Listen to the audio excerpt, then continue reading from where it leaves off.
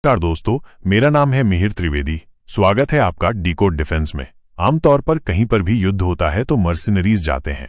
पाकिस्तान से मर्सिनरीज का मतलब आप समझते हैं, यानी कि भाड़े के सोल्जर्स। ये लोग पैसे लेकर दूसरे देशों के लिए लड़ाई करते हैं और जब ऐसी सिचुएशन बन जाती है कि वो देश हारने वाला होता है तो ये लोग वहां से भाग निकलते हैं। अर्मेनिया अजरबैजान वाले केस में भी अजरबैजान के लिए बहुत सारे पाकिस्तानियों ने लड़ाई की थी।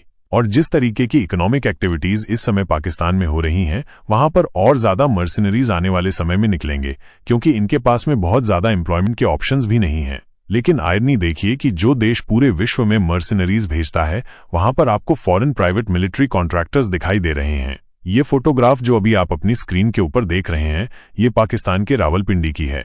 और इस फोटोग्राफ में आपको फॉरेन मिलिट्री कॉन्ट्रैक्टर्स दिखाई दे रहे होंगे जो इस समय पाकिस्तान में ऑपरेशनल हो चुके हैं। देखिए, भारत और पाकिस्तान के बीच में इस समय जो सिचुएशन बनी हुई है, उसको देखते हुए बाहर से ऐसा लगता है कि चीजें एस्केलेट होंगी। और जब एस्केलेशन होगी तो इस एस्केलेशन को कंट्रोल करने के लिए कोई भी चीज वहां पर मौजूद नहीं होगी। ऐसे में पाकिस्तान जैसी जगह पर, जहां पर सारी की सारी पावर काफी हद तक मिलिट्री के पास में कंसंट्रेटेड है, वहां पर मिलिट्री फैमिलीज के लिए चीजें और ज्यादा कॉम्प्लिकेटेड हो जाएंगी। और पिछले कुछ समय से जिस तरीके से BLA और TTP की तरफ से लगातार पाकिस्तान में अटैक्स किए जा रहे हैं, उसके चलते पाकिस्तानी जनरल्स को अपनी फैमिलीज की चिंता सता रही है। वैसे जिस ग्रुप की फोटोग्राफ हम लोगों ने रावलपिंडी एयरफोर्स स्टेशन पर देखी थी, उसका नाम है FOG, यानी कि फॉरवर्ड ऑब्जर्वेशन ग्रुप। ये एक US की प्राइवेट मिलिट्री कॉन्ट्रैक्टर कंपनी है, जिसको US मिलिट्री के वेट्स ने बनाया है। बेसिकली ये कंपनी स्पेशलाइज्ड सर्विसेज ऑफर करती है, और जो लोग ये सर्विसेज डिलीवर करते हैं वो एक्स सील या एक्स डेल्टा फोर्स के लोग भी हो सकते हैं।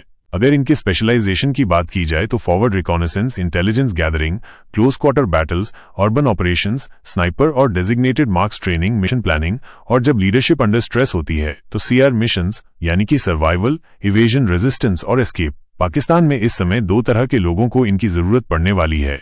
एक पाकिस्तान आर्मी के जनरल्स को, दूसरे उन बिजनेसमैन को जो आर्मी के सपोर्ट से इस समय पाकिस्तान में अपने बिजनेस चला रहे हैं। और आने वाले समय में जब पाकिस्तान में वो सिचुएशन बनेगी तो इनको SCR मिशंस की आवश्यकता होगी। वैसे इन कॉन्ट्रैक्टर्स के डिप्लॉयमेंट को लेकर दो चीजें कही जा रही हैं।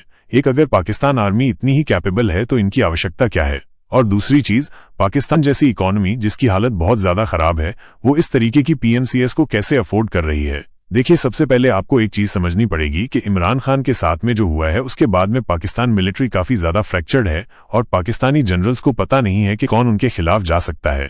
ऐसे में एक प्रोफेशनल एजेंसी एक बेहतर विकल्प है और पाकिस्तान में एग्जैक्टली वही चीज की जा रही है। दूसरी चीज जो रिलेटेड है पाकिस्तान की इकोनॉमी को लेकर, तो आपको समझना पड़ेगा कि पाकिस्तान की इकोनॉमी जैसी भी हो, पाकिस्तानी मिलिट्री जनरल्स के पास में बहुत पैसा है और आवाम का खून चूस चूस के उन लोगों ने बहुत पैसा इकट्ठा करके रखा हुआ है। हम में से जो लोग PMCS के कॉस्ट को लेकर बात कर रहे हैं, उनको ये समझना पड़ेगा कि भारत के जनरल्स के लिए PMCS बहुत कॉस्टली हैं और भारत के जनरल्स PMCS अफोर्ड नहीं कर सकते। लेकिन पाकिस्तानी जनरल्स के पास हर तरीके का एक्सेस है और उन लोगों के पास इतना पैसा है कि वो पाकिस्तान को ही 3 बार खरीद लें।